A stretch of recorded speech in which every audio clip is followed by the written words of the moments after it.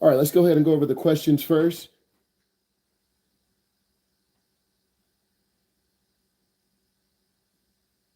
So most states have a book, and it could be whatever driver must know in Texas, whatever driver must know in California. So every state is a little bit different, even countries.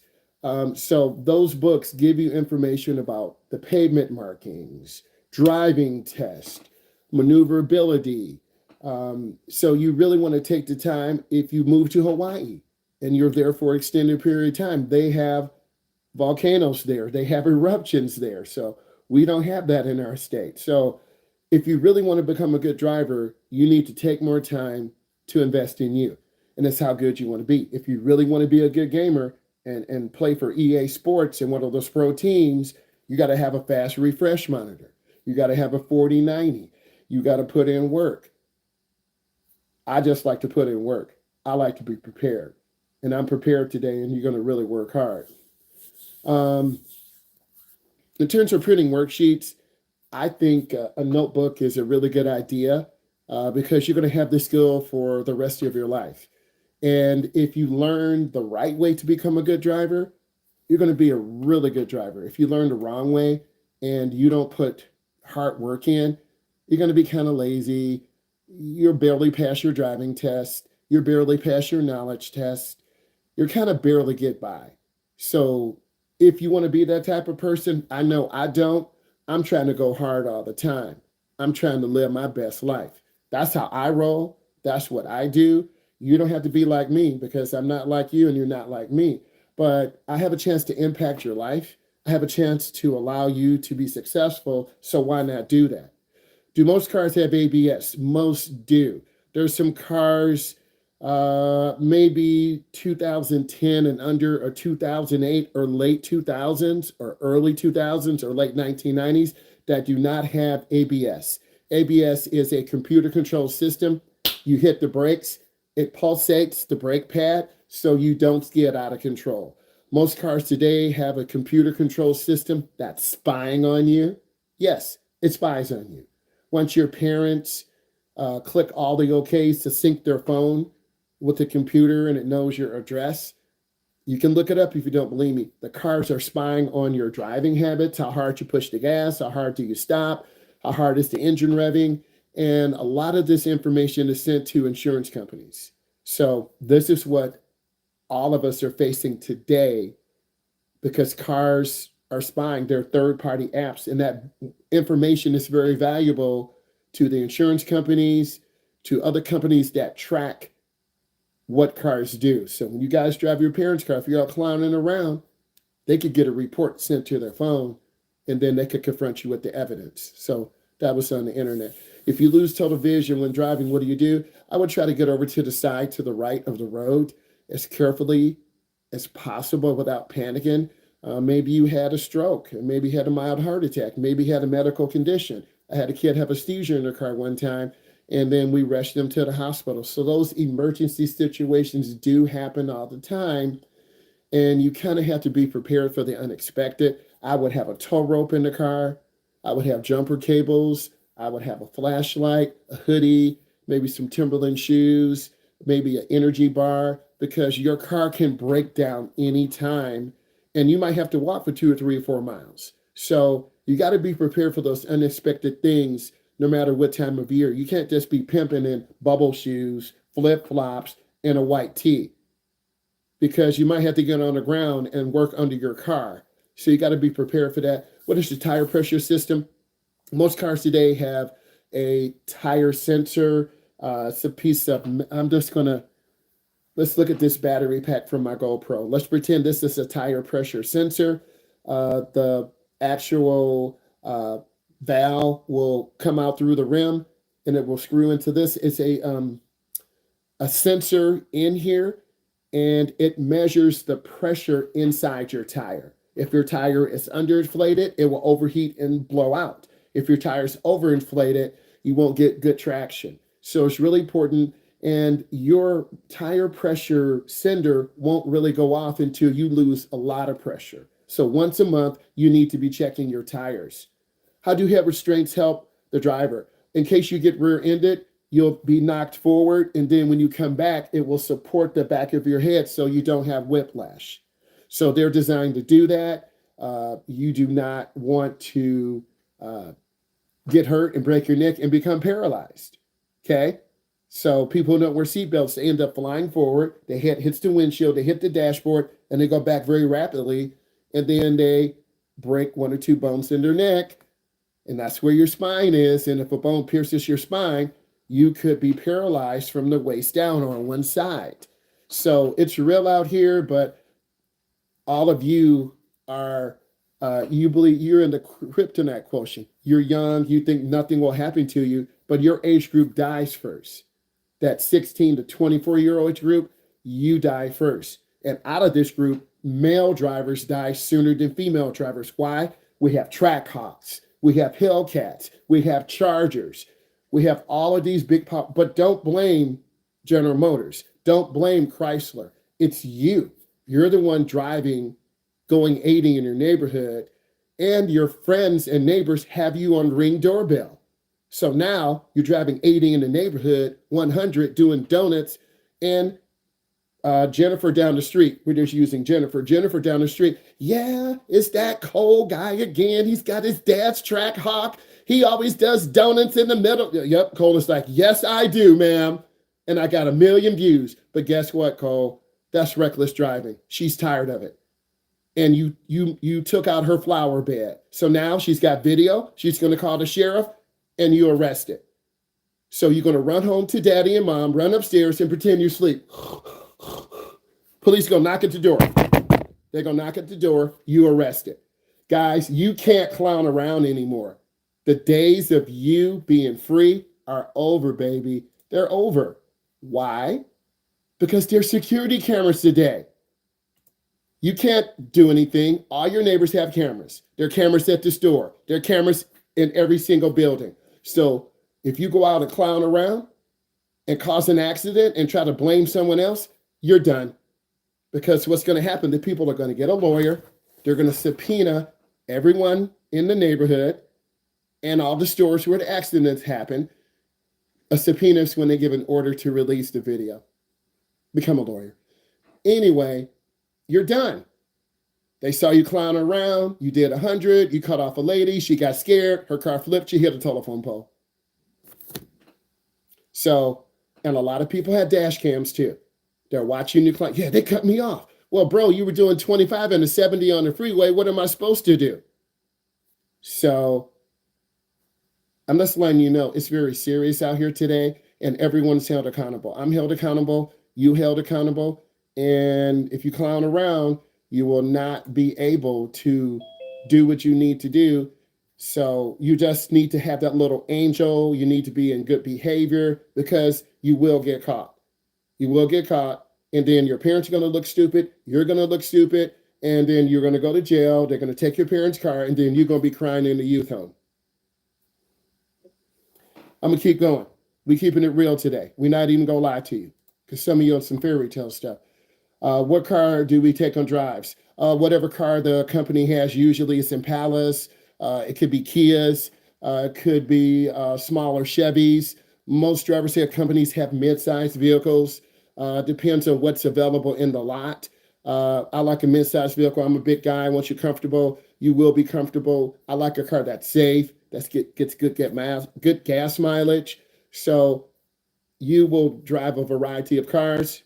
What will there be significant differences in driving in different states? Yes. In Colorado, you have high elevation. Your car will drive different. In Vegas, it's very hot. Okay, we live in the Midwest. So yes, cars drive differently, tires grip differently. In California, it's very, very, very, very hot. I have a client in Texas. Texas is very, very, very, very hot. If your car's not in a good condition, it's going to overheat. So it varies from state to state to state to state. You got to keep your car in good condition. And unfortunately, a lot of beginners don't do that. You don't do maintenance. That's my dad's job. That's my mom's job. How about you check the oil? How about you check your tire pressure? How about you change your windshield washer blade? A lot of beginners don't do that. You don't understand maintenance. You don't know how to put gas in your car. You don't know how to check the oil. We'll show you all these things so you know what to do. What kind of maintenance should you do in your car? I just mentioned it. Check your tire pressure once a month.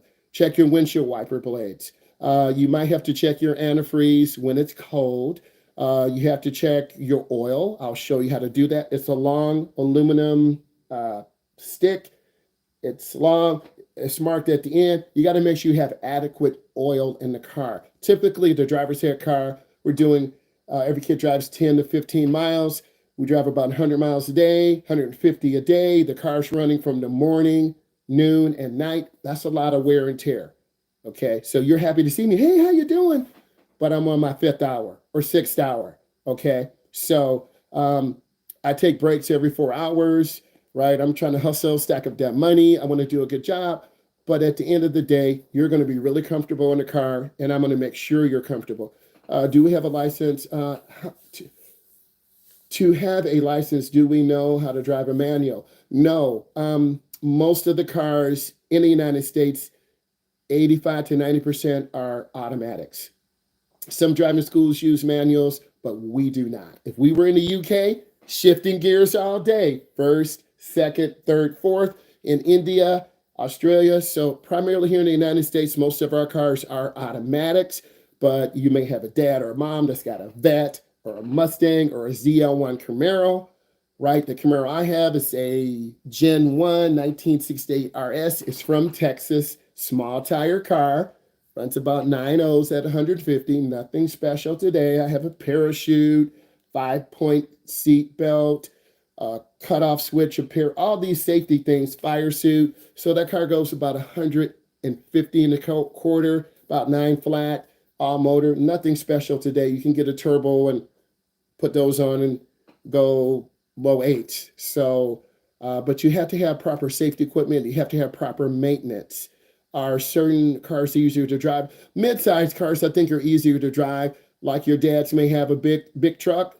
Mom may have a big truck. It's harder to see. You got to know how to park it. So everyone's a little bit different. Just going through. Talked about ABS. ABS is anti-lock brake system. Technically, because I'm an instructor, I can't tell you to practice with your parents because the liability issues. I'm not getting sued. He said I could drive, and then you crash, and then you want to blame me. I told you your mom and dad are going to try to get you out on the road, and you're going to be really stressed. Your mom's going to scream at you, your dad's going to scream at you, and then you come to me a hot mess. Don't do it. Don't do it. Trust me, I'm the professional. I will help you. Everyone's a little bit different. Some people have no experience. Some people maybe been around the block, the neighborhood. Don't drive in the cemetery. That's disrespectful to the dead. Okay? I've never done that. Oh, we drove in the cemetery. I can't even look at you. That's disrespectful to the dead. Okay? I'm chilled, top 40, rap, hip hop. It's all good. But you're listening to my music, because if you're busy listening to music, you're going to crash. You're going to miss the light. You're going to miss the turn. You won't be paying attention because you're going to be listening to the radio. But don't worry, it's chill. What to do when the traffic light goes out? Treat it as a 4-way stop. The first car to get there is the first car to leave. A lot of beginners panic, and that's one big thing. You don't know what to do. So I try to tell you early, and I try to tell you often. How does one deal with a person weaving in traffic? Leave space, give them room. People are out of pocket. Some of you are out of pocket right now. I'm looking at you right now. Okay, look at Anthony. He out of pocket. He's got some hair growing in his face. I'm joking, Anthony. Okay, he out of pocket right now, right? A lot of you are out of pocket. So it really depends on what you do. Someone could have had a bad day. Maybe they're rushing their dog to the hospital, right? Our dog was injured 2 years ago. She was bleeding really bad. We carried her up. I took her to the vet. It was $5,000. But we love our dog, and she's got a scar on her stomach to prove it. $5,000. If you got a dog, you got a dog, raise your hand. Okay. Would you take your dog and save your dog? Keep your hand up.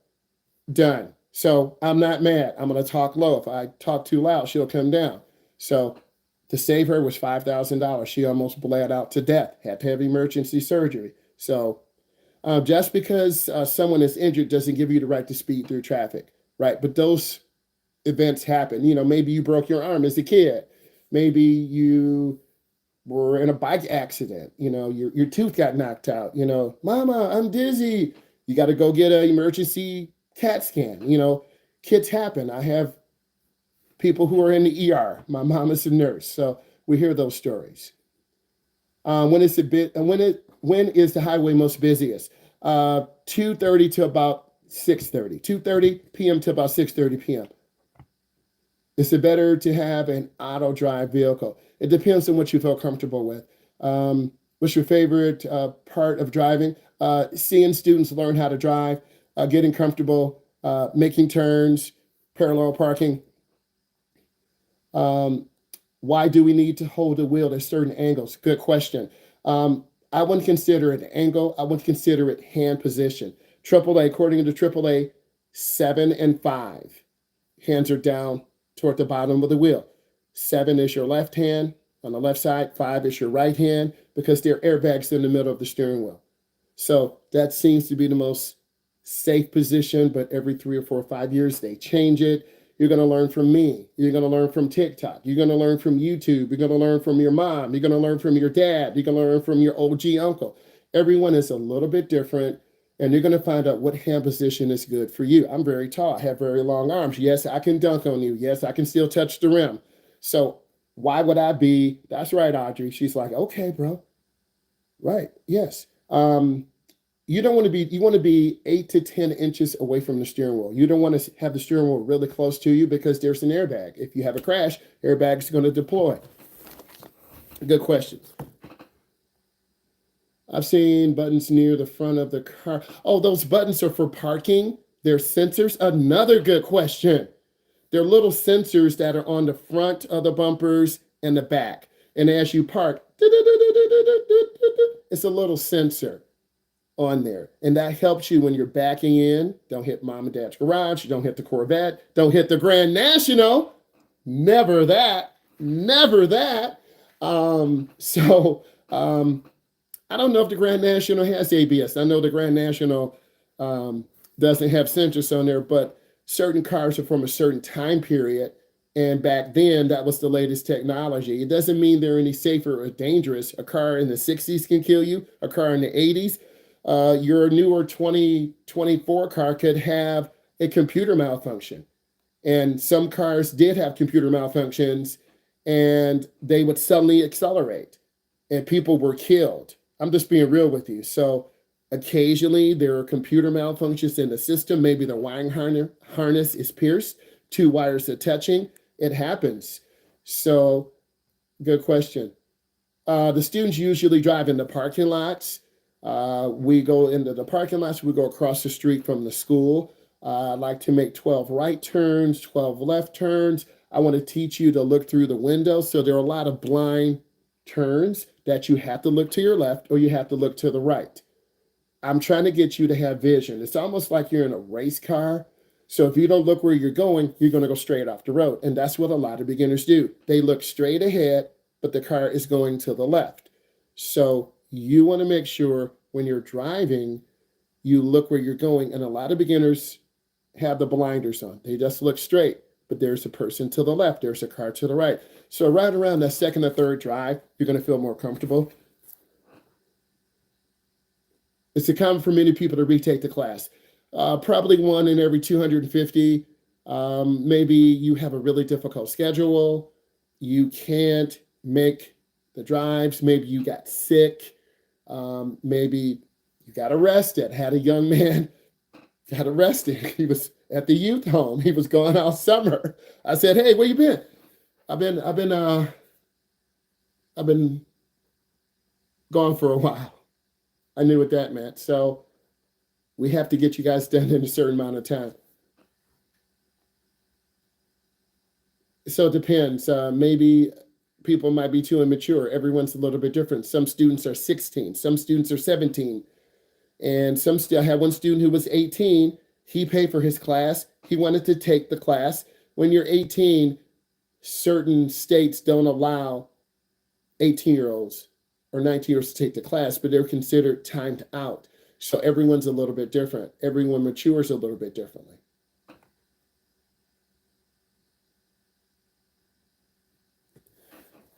So these questions, the definition of risk. Risk is the chance of injury, damage, or loss. Driving inattentiveness is a major contributor to risk. So it happens all the time. If I go outside and back off the driveway, I could hit a car across the street. I could run over someone walking. I could hit the mailbox if I'm not careful. So you always have to look. Risk is always around us. As soon as you get out to your car, it's risk.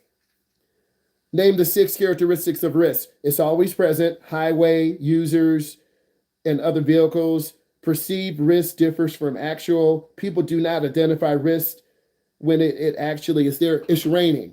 You're driving at 80 on the expressway. Your back tires are almost worn out. You're going to spin. You go around the curve. You hit the gas too hard. The rear of the car spins out. You hit the wall. So you don't perceive as risk. Risk is shared. It's shared between the driver, the pedestrian, and bicyclist.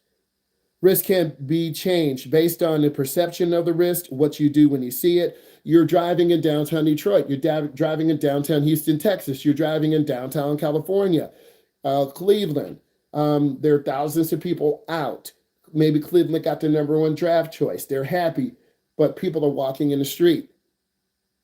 So people value risk differently. Can risk be analyzed? Yes. Some situations present more risk than others. You're driving around a elementary or middle school. Kids are out playing. You're driving at a high school track meet. You're driving at a high school lacrosse event. You're driving University of Texas versus University of Michigan. They're on probation. There are thousands of people there. So you got to slow down. Each time you drive, make a pre-driving routine, tires, gauges, mirrors. In a multiple lane roundabout, you should change lanes before entering. If you're going straight, you go straight through. If you're making a right or left, you turn on your blinker. What's up, England? Your seating position should be about 45 degrees so you can pivot between the gas and brake. A lot of beginners get really close and you can't pivot your foot. So what I like to do when I get you in the car, I'll show you how to adjust your seat. I'll put your left foot to the dead pedal. That's the pedal all the way to the left. We're not driving a clutch. If we were in England, we were in maybe Germany, India, Australia, they drive on the left. They drive a lot more manuals. Then you have to use your left foot for the clutch.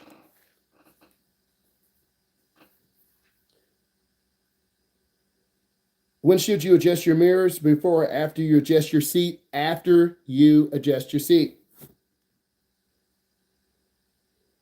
When both the inside rearview mirror and outside rearview mirror are adjusted properly, the right blind spot and the smaller blind spot to the left will still be there true. You got to look over your shoulder. Another tip, a lot of you will be scared to look over your shoulder. But if you don't, you're going to cut off a car. So look over your shoulder. Don't be scared. The more information I can give you, the better you're going to be.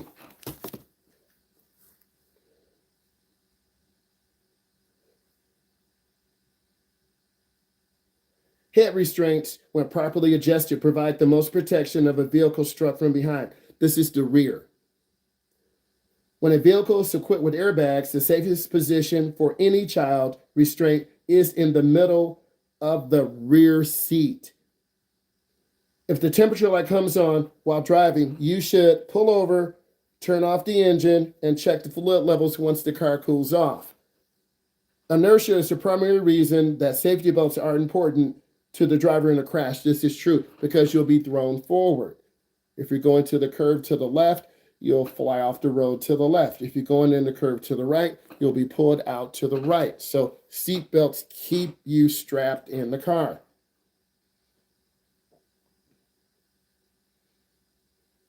Hand over hand steering involves pushing the steering wheel down with one hand while the other hand crosses over to pull the wheel further down. True. The correct technique when backing up to steer the car in the opposite direction you want to back of the car to move is false, the top of the steering wheel. So if you want to go left, you're backing up, you turn the wheel to the left. The rear will go to the left. The front will swing out to the right. If you want to go right, you turn your wheel to the right. The rear will go to the right. The front will swing out. So a lot of beginners, which way are we turning? and then you turn the wheel the wrong way. So you have to know. It depends. If you're on the Autobahn, yes, but you have to maintain a certain speed, and there's certain lanes designated for that.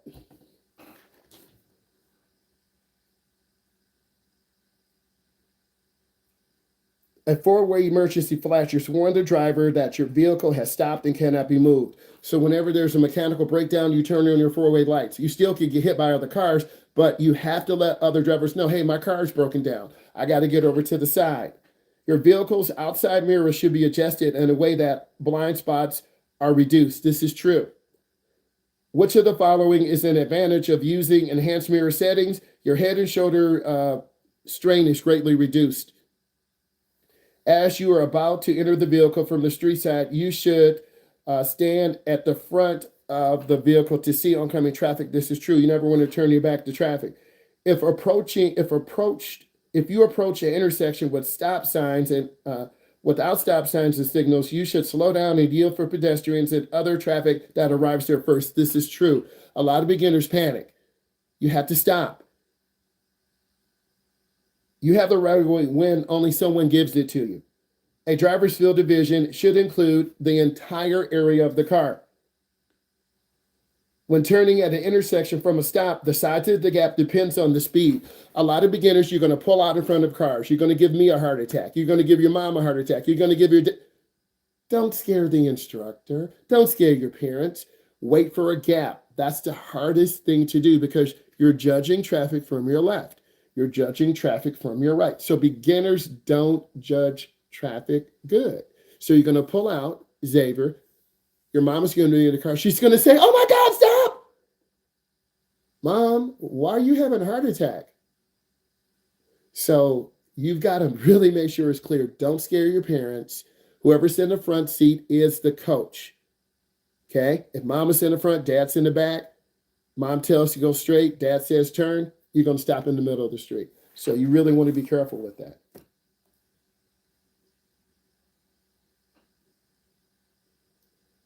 When driving on a one-way street past vehicles parked on the left, you should position your vehicle to the right side of your lane. Before turning left, it's important to yield to oncoming vehicles. A lot of beginning drivers don't yield. You don't know where to look. We're looking at traffic coming across our left. You look to the left. No. You look to the right. No. You look in the mirror. No. You look at me. No. Look at the traffic.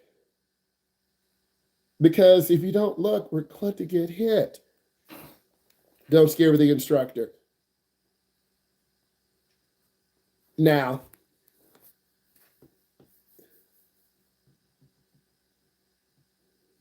Garrett, whenever, toward the end, about 20 more minutes. Thank you.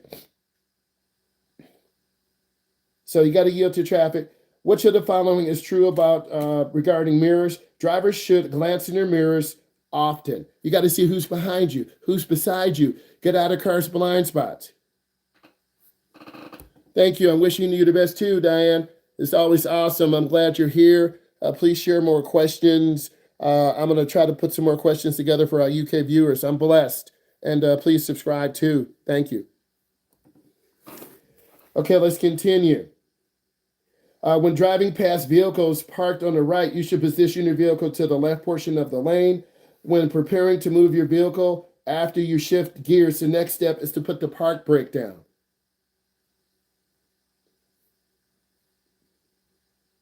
When starting a vehicle, for the push to start, you need to put your foot on the brake. One more. Airbags are designed to be used with seat belts.